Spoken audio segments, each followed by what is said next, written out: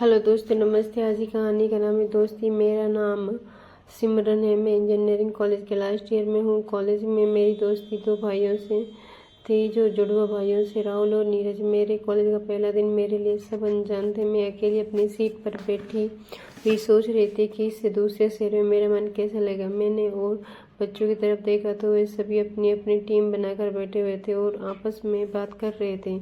मैं अकेली थी। एक दिन मेरा ऐसे ही निकला। मेरे पास वाली सीट खाली थी। अगले दिन दो जुड़वा भाइयों ने मेरी क्लास में एंट्री की। उन्होंने मेरी बगल में सीट में ही जगह मिली तो वे वहाँ बैठ गए। शुरुआत में तो हमारी कोई बातचीत नहीं थी, लेकिन धीरे धीरे मुझे उनका व्यवहार अच्छा लगा और उनको मेरा व्यवहार अच्छा लगा, इसलिए हम धीरे धीरे बहुत ही अच्छे दोस्त बन गए।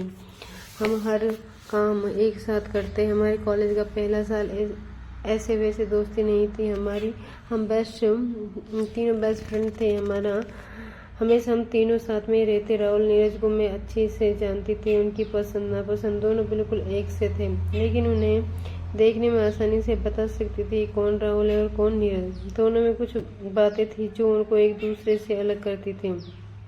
कैसे हमारे कॉलेज के 2 साल निकल गए पता ही नहीं चला, और अब कॉलेज का फाइनल ईयर था। दोस्ती प्यार की पहली सीढ़ी, और इसमें मेरे मन में अभी तक के लिए ऐसा कुछ नहीं था, और न ही मैं किसी को एक के लिए सोच पाई, क्योंकि हमें समय नहीं मिला था। राहुल नीरज के बर्थडे पार्टी में उन्होंने मुझसे कहा कि इस बार वे चाहते हैं कि हम तीनों की साथ में सेलिब्रेट करें, क्योंकि ये फाइनल ईयर उनके साथ में हम अपने घर होंगे। उन्होंने कहा ठीक है, तुम जैसा चाहो। हम तीनों सुबह जल्दी निकलकर 2 लॉन्ग ड्राइव पर गए। फिर एक रेस्टोरेंट में खुले गार्डन में उनका बर्थडे सेलिब्रेट किया। खाना खाया, फिर हम तीनों बैठ गए। वो दोनों चुप से हो गए। आमतौर पर वो दोनों मेरी टांग खींचते रहते थे, लेकिन आज कुछ अलग बात थी। आज दोनों कुछ अलग ही लग रहे थे। फाइनल ईयर भी था। बात चल रही थी हम अपने अपने घर ही जाना होगा। कॉलेज में ये दिन हमारे साथ में कैसे निकल गए पता ही नहीं चला। मैंने पूछा क्या हुआ, इस बार बर्थडे भी अकेले में ही सेलिब्रेट कर रहे हो? वो दोनों कुछ बदले बदले से भी लग रहे हो। दोनों बोले कि कॉलेज का लास्ट बर्थडे है और हम कुछ कहना है। फिर उसके बाद जो वो मेरी जिंदगी की सबसे बड़ी दुविधा बनकर सामने आई। उन दोनों ने कहा कि हम दोनों ही तुम्हें कुछ कहना चाहते हैं। मैंने बोला हाँ। बोला क्या? बोले कि तुम्हें ये सुनकर शायद थोड़ा आश्चर्य हो, लेकिन यह सही है। उन्होंने कहा कि हम दोनों ही तुमसे प्यार करते हैं। ऐसे तो मैं पहली बार में ही समझ गई थी कि ये दोनों क्या बोलना चाहते हैं। मैं इतने दिनों से ये जानती हूँ। मुझे पता है कि ये दोनों कब मजाक करते हैं और कब सच बोलते हैं, लेकिन मैंने बात को मजाक में लेना चाहा और बोला हाँ, मैं भी तुम दोनों को बहुत प्यार करती हूँ, इसलिए तो यहाँ पर हूँ तुम्हारे साथ। तभी दोनों बोले नहीं, वो वाला प्यार नहीं, हम तुम्हें सच में प्यार करते हैं। तू जानती है ना हम क्या बोल रहे हैं, ये मजाक नहीं है। एक लड़की के लिए ये बहुत ही स्पेशल पल होता है, लेकिन मेरे लिए बड़ा सवाल बनकर सामने आया। मैंने उन्हें बोला तुम दोनों पागल हो गए हो क्या? तुम दोनों मुझसे प्यार करते हो, इसका मतलब क्या मैं तुम दोनों की गर्लफ्रेंड बनूं और फिर दोनों से शादी करूं? दिमाग तो ठीक है ना तुम्हारा? उन्हें लगा शायद मैं गुस्सा हो गई हूँ, तो उन्होंने मुझसे समझने की कोशिश की। वो बोले हम तो तुम्हें कॉलेज के पहले साल से ही प्यार करते हैं और कॉलेज के पहले साल के पहले दिन से ही साथ हैं।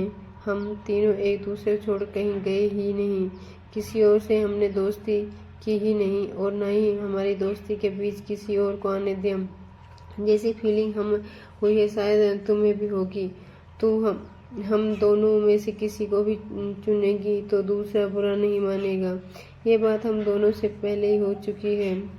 तेरा फैसला तेरा है। हम अपने दिल की बात करके अपना मन हल्का कर लिया। कई दिनों से हमारा मन भारी भी लग रहा था। राहुल ने कहा कि मैंने जब नीरज को बताया कि मैं तुमसे प्यार करता हूँ, तो नीरज ने कहा कि वो भी तुमसे प्यार करते हैं, इसलिए हम दोनों ने ही बोला कि तुम्हारा फैसला तुम्हें ही लेने दें।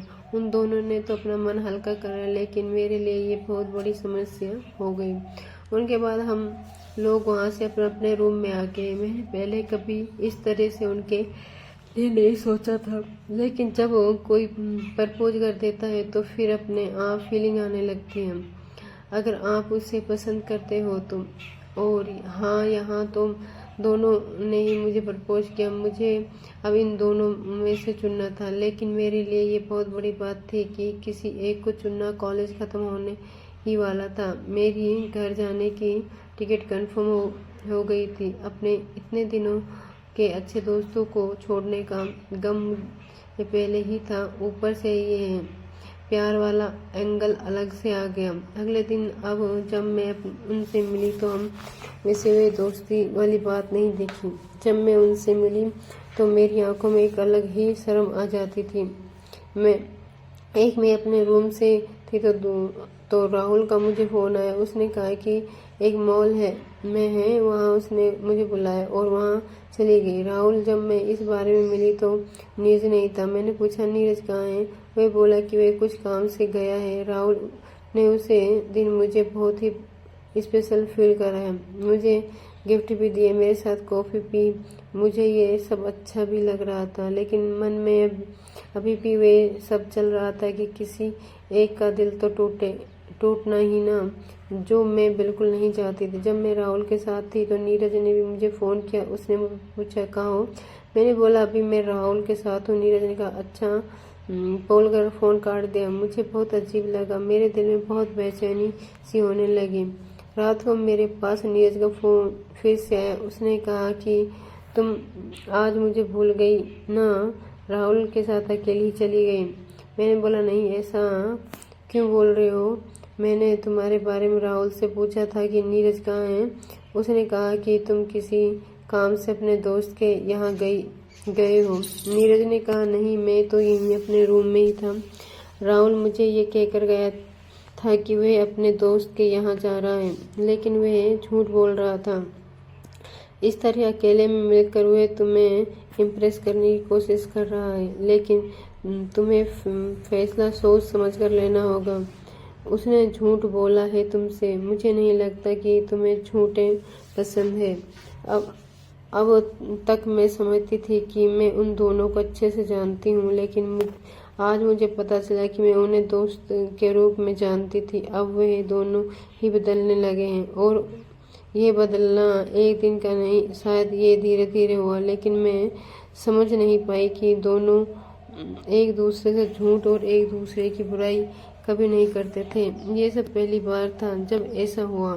मुझे समझ में आ गया था कि मेरी वजह से इन दोनों भाइयों में दूरियां बढ़ रही हैं, जो कि मैं बिल्कुल भी नहीं चाहती थी। मैंने सोच लिया था कि मुझे क्या करना है। मेरी टिकट 15 की थी। मैंने उन्हें एक दिन पहले फ़ोन करके बुलाया और कहा कि मुझे तुम दोनों से कुछ ज़रूरी बात करनी है। उन्हें लग रहा था कि शायद मैंने उन्हें अपना फैसला सुनाने के लिए बुलाया है। दोनों उसी दिन बहुत ही अच्छी तरह से तैयार होकर आए और मेरे लिए बहुत सारे गिफ्ट और चॉकलेट लेकर भी आए, जिससे मुझे स्पेशल फील करा सके। और दोनों ही अच्छी तरह से बात करने के लिए तैयार होकर आए थे। मेरा फैसला क्या है? आखिर मैं उन दोनों में से किसे चुनूंगी? 5 मिनट बाद सब शांत रहे, फिर मैं ही आगे से बोली, मैंने उन्हें कहा है कि मुझे माफ़ कर दो, लेकिन मैं तुम दोनों में से एक बात छुपाई है। वो दोनों ही बोले, क्या? मैंने कहा कि तुम दोनों को पता ना है कि मैं घर जा रही हूँ, लेकिन ये नहीं पता ना कि मैं क्यों जा रही हूँ। उन्होंने कहा, कॉलेज खत्म होने वाले बस सभी को घर जाना है।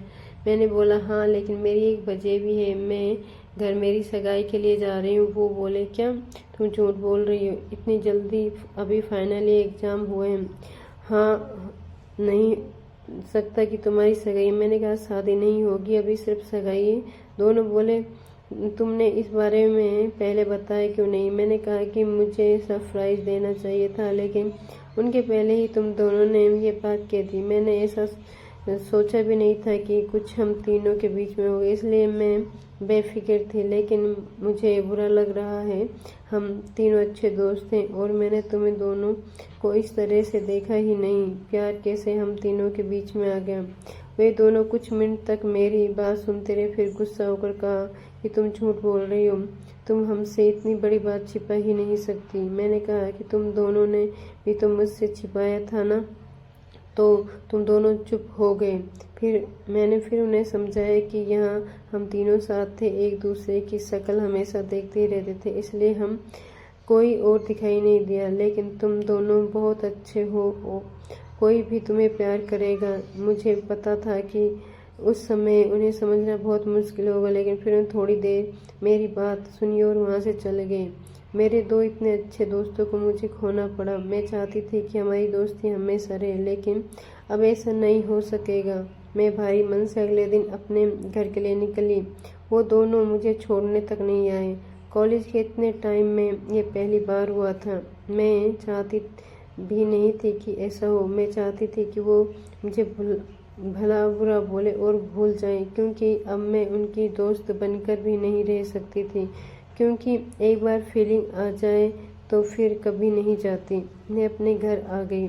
मैंने उनका नंबर ब्लॉक कर दिया। पता नहीं मैंने सही किया है या नहीं, लेकिन एक बात मैं जानती हूँ, उन दोनों में से ज़्यादा तकलीफ मुझे ही हुई थी। दोस्त, अगर ये कहानी पसंद आई तो कृपया चैनल को लाइक शेयर सब्सक्राइब जरूर करें।